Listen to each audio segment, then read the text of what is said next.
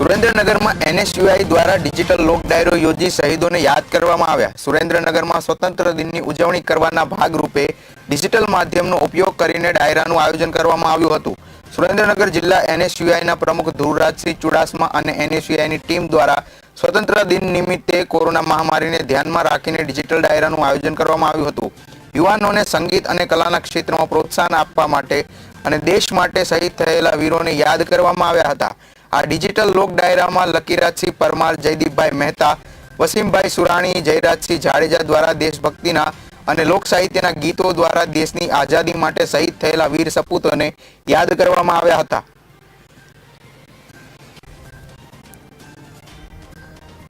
ગીર સોમનાથ જિલ્લાના કોડીનાર પંથકમાં મોડી રાત્રિના ધોધમાર વરસાદ પડતા નદીઓમાં આવ્યા પૂર। કોડીનારના ઘાટવડ ગામે આવેલા સિગોવડા નદીમાં પૂર નદી કિનારે રહેલા લોકોને સાવચેત કરાયા તો ગીર સોમનાથ જિલ્લાના કોડીનાર પંથકમાં મોડી રાત્રિના ધોધમાર વરસાદ પડતા ઘણી નદીઓમાં પૂર આવ્યા છે। કોડીનારના ઘાટવડ ગામે આવેલ સિંગવાડા નદીમાં પૂર આવ્યું છે તો નદી કિનારે રહેતા લોકોને સાવચેત કરવામાં આવ્યા છે।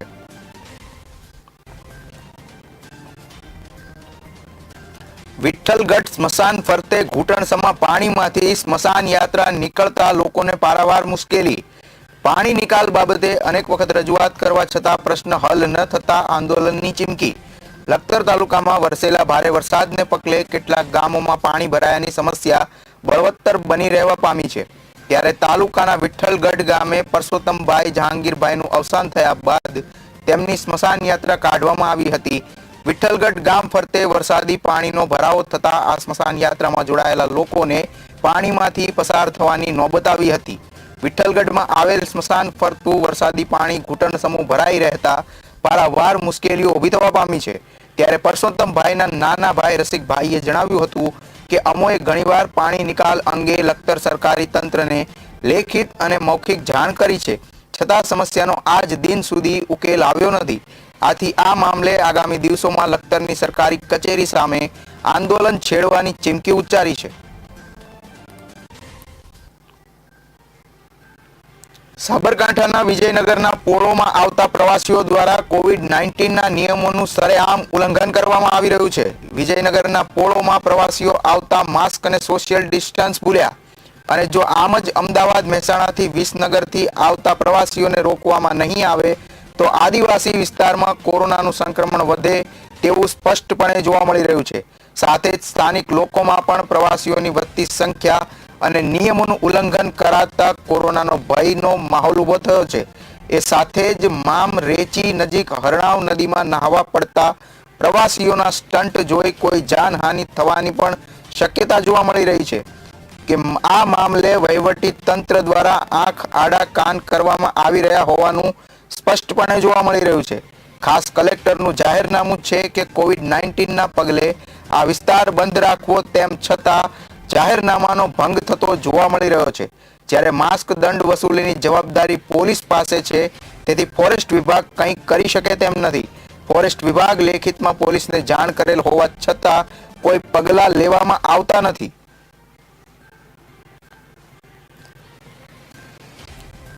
લીંબડીની પેટા ચૂંટણી પહેલા ફૂલગ્રામમાં પ્રદેશ આગેવાનો સાથે સ્થાનિક આગેવાનોની બેઠક યોજાઈ। પક્ષનું નામ લીધા વગર જ રાજકીય ચાપખા મારીને લોકલ ઉમેદવારને ટિકિટ આપવાની માંગ કરી। બેઠકમાં અમિત ચાવડા, હાર્દિક પટેલ, પરેશ ધાનાણી વગેરે મોટા ગજાના આગેવાનો સાથે બેઠક યોજી।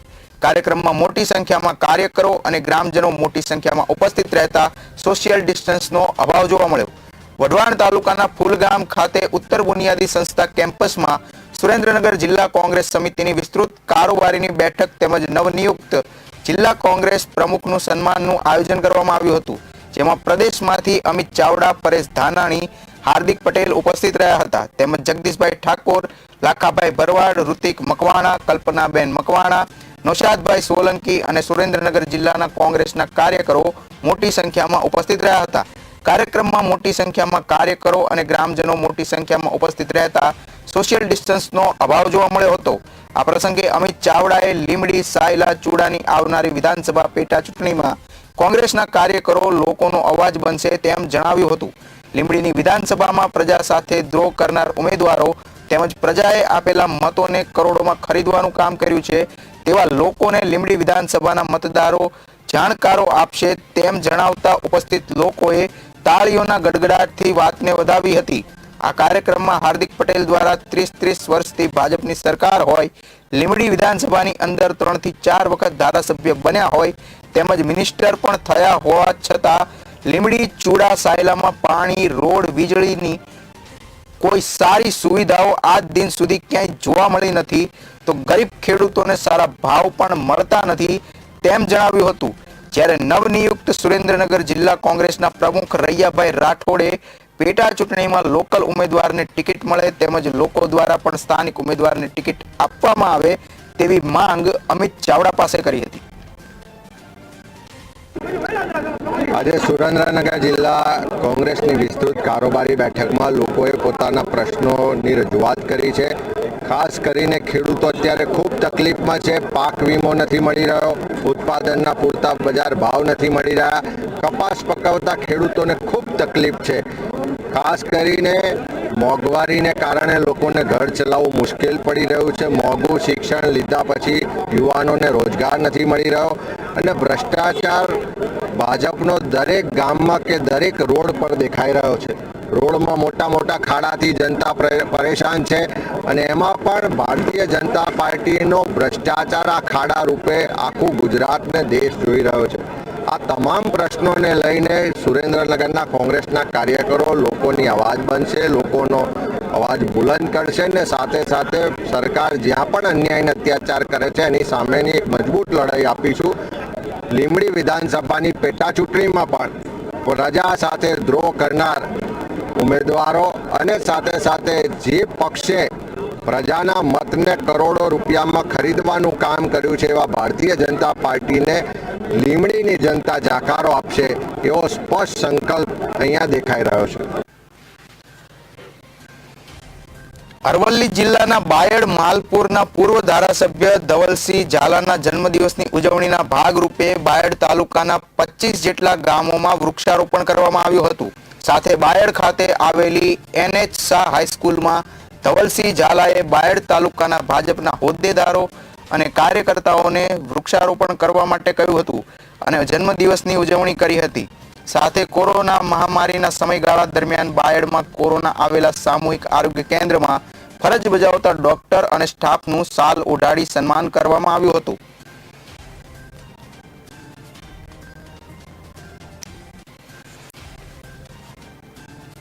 જૂનાગઢ જિલ્લાના માંગરોળ પંથકમાં ઘેડના ગામો પાણીથી બેટમાં ફેરવાયા। એક ગામથી બીજા ગામોને જોડતા રોડ ઉપર 3-3 ફૂટ જેટલા પાણી રોડ ઉપર હોવાથી લોકો થયા પરેશાન। આજ માંગરોળ પંથકમાં વરસાદે વિરામ લીધો હોવા છતાં ઉપરવાસમાં ગઈકાલે પડેલ ભારે વરસાદનું પાણી આજે માંગરોળના ઘેડ પંથકમાં આવી પહોંચતા લોકોની હાલાકી વધી રહી છે। ત્યારે આજે ઓસાઘેડ ગામના એક વિશાલભાઈ નામના વ્યક્તિ બીમાર થતા તેમને ટ્રેક્ટર મારફતે બાલાગામ દવાખાને લઈ જવાનો વારો આવ્યો હતો।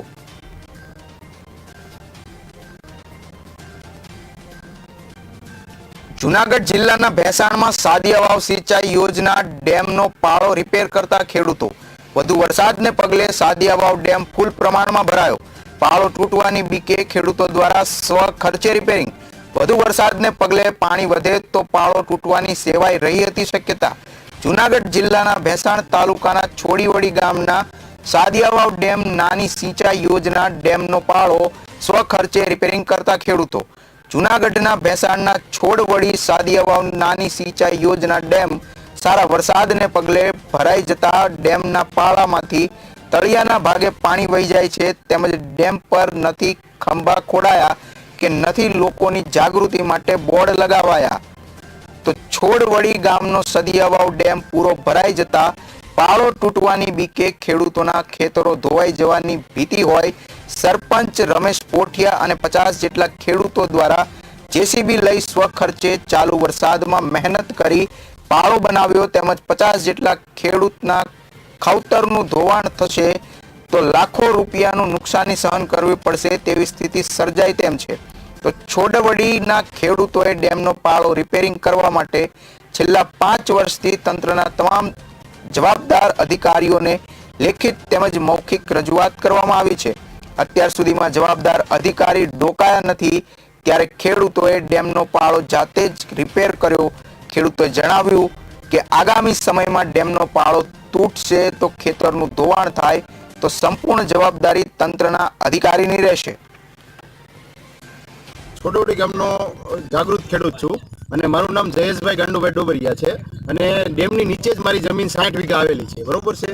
અને ત્યાર પછી આ તંત્રને મેં વારંવાર રજૂઆત કરી કે અહીંયા પારાની 45 થી 40 મીટર જેટલો પારો અધૂરો હસડો કામ જ નથી કરેલું. ત્યાર પછી મેઇન પારામાં અત્યારે 1 મીટર નીચો રાખેલો છે, જે મેઇન છે, બરોબર. અત્યારે ડેમ સંપૂર્ણ ભરાઈ ગયેલું છે અને અત્યારે જે જગ્યાએ ગાબડું પડે એમ છે એ જગ્યાએ અમે જાત મહેનતથી જેસીબી લઈ આવી અને અમે 50 થી 60 ખેડૂતોએ કામ કરેલું છે.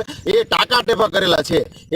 એવી શક્યતા તો નથી જ. અત્યારે 8 થી 10 ઇંચ વરસાદ પડ્યો હોય તો બધું સાથે તણાઈને વયું જાય એવું છે.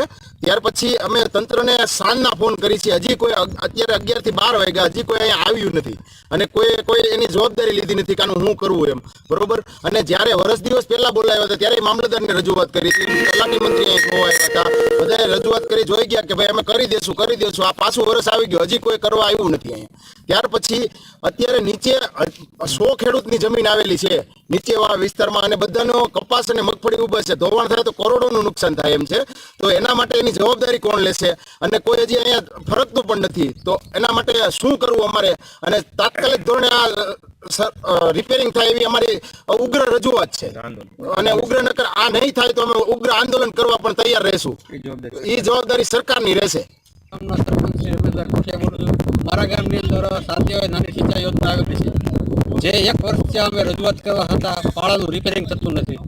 આ પાળાની અંદર કોને તમે રજૂઆત કરેલી છે? રજૂઆત ટીડીઓ સાહેબને આપ્યું લેખિતમાં, અને એસઓને આપ્યું હતું, ડેપ્યુટી એન્જિનિયરે આપ્યું હતું. એ લોકો જોઈ ગયા છે, સર્વે કરી ગયા છે, છતાં કોઈ પણ આમાં ધ્યાન દેતું નથી. આ ડેમની નીચે લગભગ માનો કે 1000 વીઘા જમીન આવે છે, 50-60 થી ખેડૂતો આવે છે અને મારું ગામ આવે છે. જો આ ડેમનો પાળો અહીંથી તૂટી જાય તો આ ખેતરું ધોવાઈ જાય અને ગામ લોકો તણાઈ જાય અને મોટી જાનહાની થાય. એ બાબતે લઈને આજે અમે આ વિસ્તારના સીમના 50-60 ખેડૂતો ભેગા થઈ અમારા ખર્ચે, અમારા પૈસાએ અને અમારી મહેનતે અમે આ ડેમનું અત્યારે જે ગાબડું પડેલું છે એ જગ્યાએ અમે સ્વચ્છ કામ કરીએ છીએ. પાણા માટી એવું નાખીને કરીએ છીએ અને આમાં કોઈ પણ પ્રકારનું કોઈ ધ્યાન દીધું નથી. અમે 1 વર્ષથી રજૂઆત કરી છે, લેખિતમાં દીધું ને મૌખિકમાં કીધું. સાહેબો જોઈ ગયા છે. અત્યારે સવારના જ ફોન કરી હતી, જોકે હાલના બધાને જાણ કરી દીધી. હાલના ફોન કરી હતી, હજી સુધી કોઈ ફેરકું નથી. અત્યારે 11નો ટાઈમ થયો અને આમાં કોઈ પણ પ્રકારનું નુકસાન કે જાનહાની થાય તો તમામ પ્રકારની જવાબદારી જે અધિકારી અને સરકારની રહેશે. ગામનો ખેડૂત છું. આ સાદિયાવાવ ગામની ડેમ છે, નાની સિંચાઈ યોજના, આમાં ઘોર બેદરકારી કામ થયેલ છે. અહીંયા પારો અધૂરો રાખેલ છે. અમે બધે ગ્રામ પંચાયતમાં સરપંચશ્રીને ભેસાણ બધે લેખિત અરજીઓ દીધેલ છે. અહીંયા એક પણ અધિકારી કે સાહેબ અહીં જોવા આવ્યો નથી. સરપંચને અહીંયા સવારના માથે ઉભા રહીને અમારી સીમના બધા ખેડૂતો અહીંયા કામ કરે છે. આ અમારી સીમનું આ ધોવાણ થાય તો એનું જવાબદારી કોણ? અમારે અહીંયા મારી બાજુમાં 70 વીઘા જમીન છે અમારી, એ ધોવાણ થઈ જાય તો એનું ભરપાઈ કોણ કરશે? એનો જવાબદાર કોણ કરે? અહીં એક પણ સાહેબ આવતા નથી. આ અમારા ગામની છે, અહીંયા 1000 વીઘા જમીન ધોવાણ થાય, અહીંથી તૂટશે ને એટલે અને કરોડોની નુકસાની થાય એમ છે, તો એની ભરપાઈ કોણ કરશે? આ બધી જવાબદારી સરકાર છે. જો કોઈ પણ અહીં કણે કાંઈ નહીં ધ્યાન દે અને અટાણે રિપેરિંગ નહીં થાય તો એ 2 થી 3 ઇંચ ખાલી વરસાદ વરસે ને તો આ ડેમનો પારો તૂટી જાય એમ છે. અમે સવારના બધા ખેડૂતો ભેગા થઈ હાથે મહેનત કરીને પાણા ધોઈને માટી નાખી છે. એમ છતાંય જો વધારે વરસાદ પડશે 2-3 ઇંચ તો આ પારો રહે નહીં. પણ અહીં કોઈ પણ અધિકારી આવ્યો નથી. અમે બધા જાત મહેનતથી અહીંયા રિપેરિંગ કામ કરી છીએ. તો આના તાત્કાલિક પૈસા મંજૂર થાય, સરકાર ધ્યાન આપે અને આ પારો અત્યારે રિપેર કરાવે. સાંજ સુધીમાં નહીં થાય અને જો વરસાદ થશે તો આ બધું ધોવાણ થઈ જાય. તો અત્યારે મશીન કે જે કામ કરીને સાંજ થાય તો પારો પૂરો થઈ જવો જોઈએ. નહીં થાય તો આ તૂટી જાય તેની જવાબદારી કોણ લે? મહીસાગરમાં કોરોનાના કપરા કાળમાં જ્યાં સમગ્ર દેશમાં શિક્ષણ કાર્ય બંધ છે, એવામાં ગોવિંદ ગુરુ યુનિવર્સિટી 17 તારીખે યોજવા જઈ રહી છે પરીક્ષા. રાજ્યની તમામ યુનિવર્સિટીમાં શિક્ષણ કાર્ય અને પરીક્ષા મોકૂફ છે. એવામાં ગોવિંદ ગુરુ યુનિવર્સિટી દ્વારા યોજવામાં આવશે પરીક્ષા. ગોવિંદ ગુરુ યુનિવર્સિટી સંલગ્ન 152 કોલેજમાં સ્નાતક અનુસ્નાતકમાં અભ્યાસ કરતા 7,310 વિદ્યાર્થીઓ માટે યોજાશે પરીક્ષા. કોરોના મહામારી ચાલી રહી છે અને આ યુનિવર્સિટી સંલગ્ન કોલેજો જે વિસ્તારમાં છે એ 4 જિલ્લામાં કોરોના કહેર યથાવત છે, ત્યારે ત્યાં પરીક્ષાને લઈને વિદ્યાર્થીઓ અસમંજસમાં મુકાયા છે. પરીક્ષા રદ કરવા મુખ્યમંત્રીને કલેક્ટરને ટ્વિટરના માધ્યમથી કરી રજૂઆત. દાહોદ, છોટા ઉદેપુર, પંચમહાલ અને મહીસાગરમાં કોરોનાનો કહેર છે, ત્યાં જ યોજવા જઈ રહી છે પરીક્ષા. પરીક્ષાને લઈને વિદ્યાર્થીએ ટ્વીટના માધ્યમથી વ્યક્ત કર્યો છે રોષ અને પરીક્ષા રદ કરવામાં નહીં આવે તો પરીક્ષા બહિષ્કારની ઉચ્ચારી ચીમકી.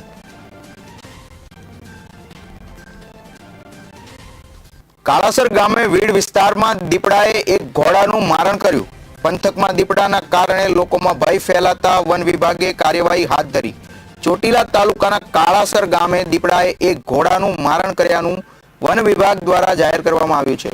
કાળાસર વિસ્તારમાં આવેલા સિદ્ધરાજભાઈ પટગીરના ઘોડાનું દીપડાએ મારણ કર્યાનું જાણવા મળ્યું છે. જ્યારે વીડ વિસ્તારમાં બાંધેલ ઘોડાનું દીપડાએ મારણ કરતા લોકોમાં ભય પેદા થવા પામ્યો છે. જ્યારે આ અંગેની જાણ સ્થાનિક વન વિભાગની કચેરીને કરવામાં આવતા કાર્યવાહી હાથ ધરવામાં આવી છે.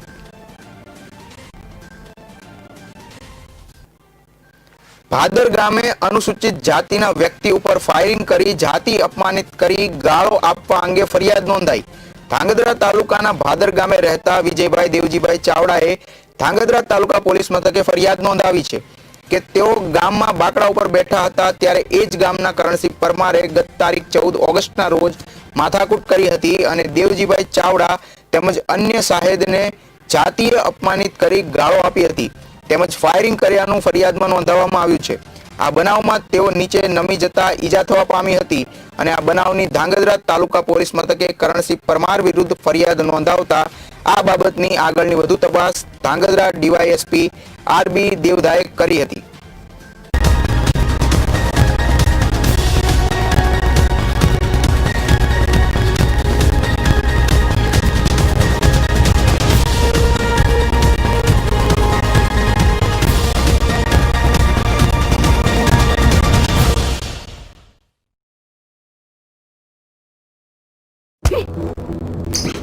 दुनिया की नजर आज हम पर टिकी है, जिसमें सिर्फ एक सवाल है,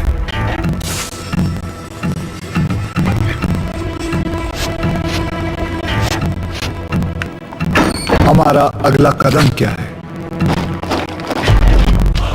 तो जवाब ये है कि हम तैयार हैं पूरी तरह.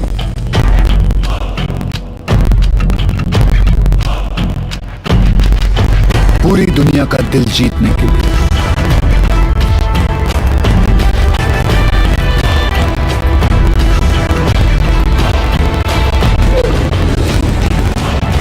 अहमियत इस बात की नहीं कि आप किन बुलंदियों पर हैं, बल्कि इस बात की है कि यहां पहुंचने का हौसला किससे मिला. देश की मिट्टी से. कचारिया देश की मिट्टी से बनी टाइल से देश को बनाते हैं.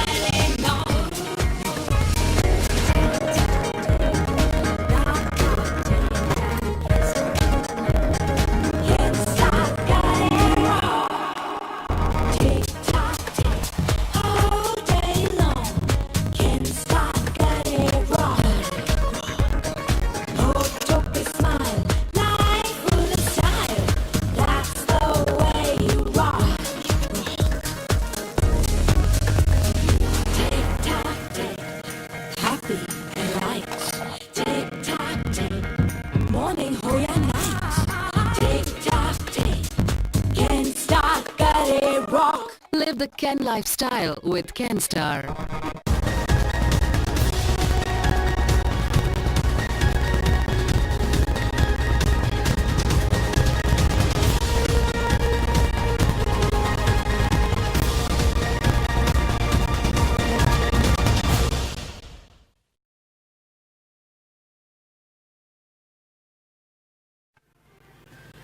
Hello and welcome to K News. This is Hardik Trivedi.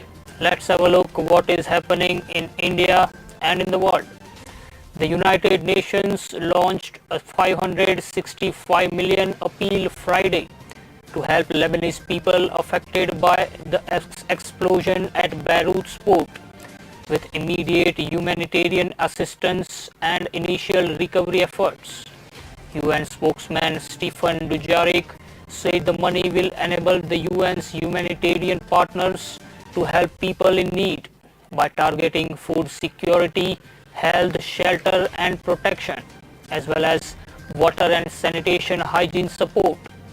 UN humanitarian officials said some of the 300 million pledged at a donor conference on Sunday, co-chaired by French President Emmanuel Macron and the United Nations, may be committed to the $565 million appeal, but the amount won't be known for some time because the pledges include a mixture of humanitarian and reconstruction activities.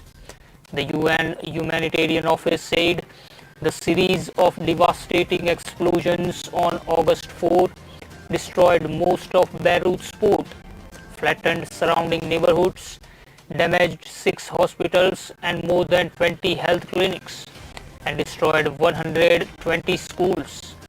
The blast killed over 170 people, injured more than 6,000 and left thousands homeless, it said. The humanitarian office said the appeal will target immediate delivery of hot meals, food rations and grain supplies. The task of rebuilding people's lives and recovering from the devastation is only just beginning, said Lebanon's UN humanitarian coordinator Najat Rochdi. I urge the international community to demonstrate their steadfast commitment to the people of Lebanon and repay in turn Lebanon's incredible generosity to Syrian and Palestinian refugees with full financial support for this appeal, she said.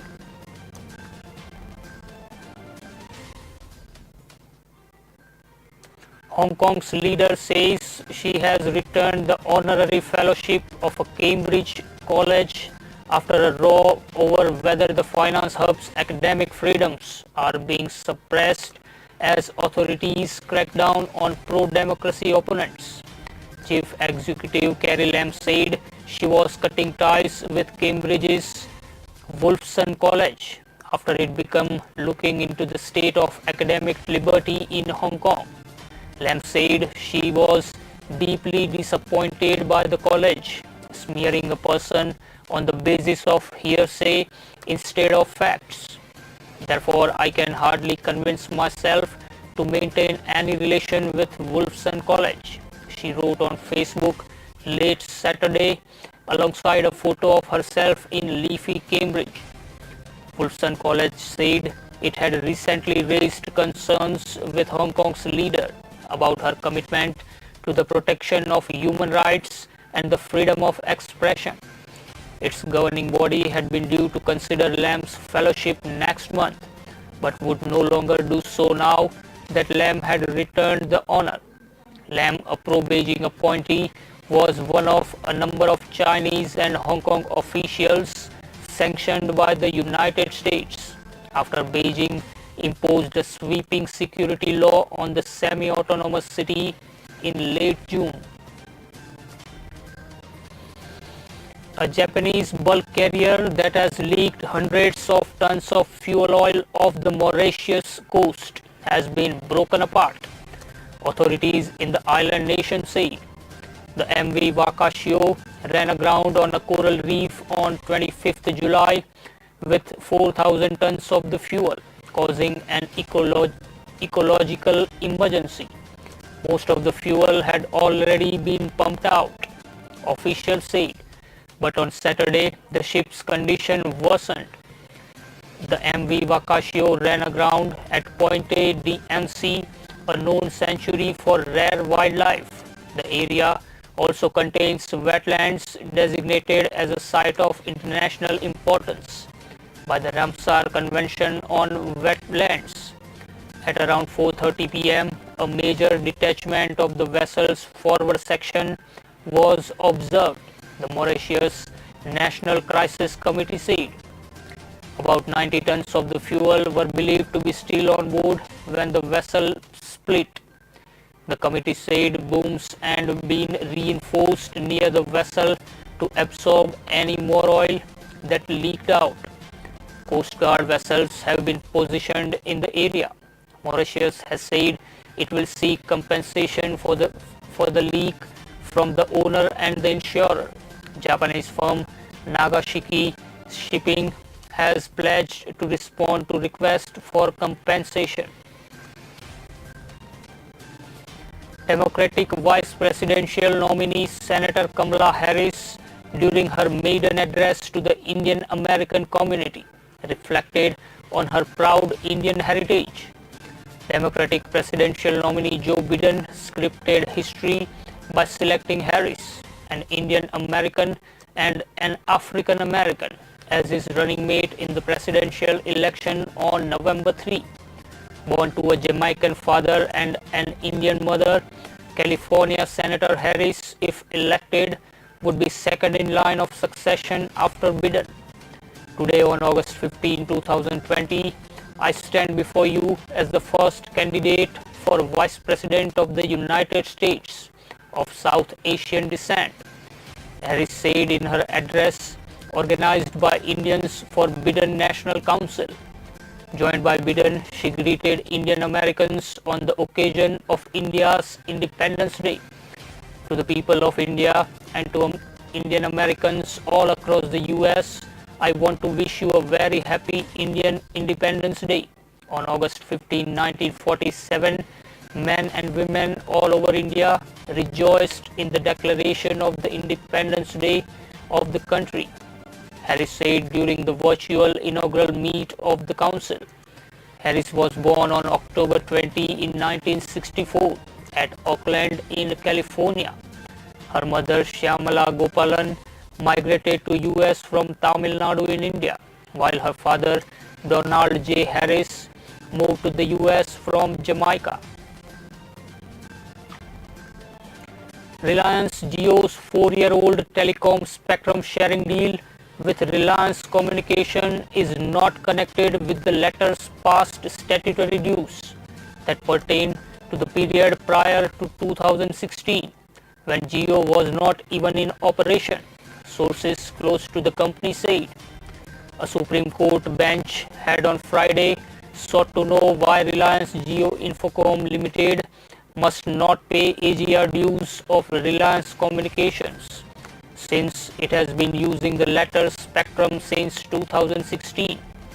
A source refusing to be quoted as the matter is sub judice said RJIL in April 2016 entered into a pact to share a part of the spectrum held by RCOM and its unit Reliance Telecom Limited. The shared spectrum was limited to the 800 MHz band and was strictly in accordance with the Department of Telecom's spectrum sharing guidelines. RCOM's 2G, 3G and 4G spectrum in 1800 MHz band are not being shared.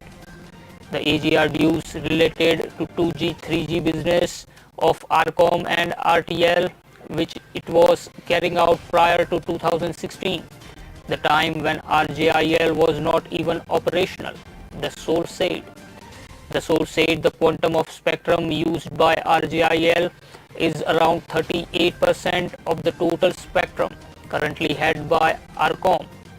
RCOM continues to hold spectrum in 900 MHz band, 1800 MHz and 2100 MHz, which is not being shared by RJIL. Defense Minister Rajnath Singh has approved the proposal to expand the National Cadet Corps in 173 border and coastal districts, from where 1 lakh new cadets will be inducted, an official statement said on Sunday. The expansion of the NCC was announced by Prime Minister Narendra Modi in his Independence Day speech on Saturday. He said the NCC will be expanded in border and coastal districts so that these areas get trained manpower for disaster management, and the youth will also get skill training for making the career in armed forces. The Defense Ministry's statement said Singh has approved the NCC proposal for a major expansion scheme. More than 1,000 schools and colleges have been identified in border and coastal districts where NCC will be introduced. A total of 1 lakh cadets from 173 border and coastal districts will be inducted into the NCC, it said, adding that 1/3 of them will be girls. The Army will provide training and administrative support to NCC units located in border areas. The Navy will provide support to NCC units in coastal areas, and the Air Force will provide support to those located close to its stations. With the People's Liberation Army drawing up optical fiber cables to the transgressions spot at Pangong TSO and Gogra Hot Springs, the Indian Army has decided to stay put at dominant positions on the ridgelines of Kurang River till such time China does not restore status quo ante on the LAC. Even though PLA's air activity over Ladakh and occupied Aksai Chin has become negligible, the Chinese army is present in strength across the LAC in Ladakh and showing no signs of any de-escalation.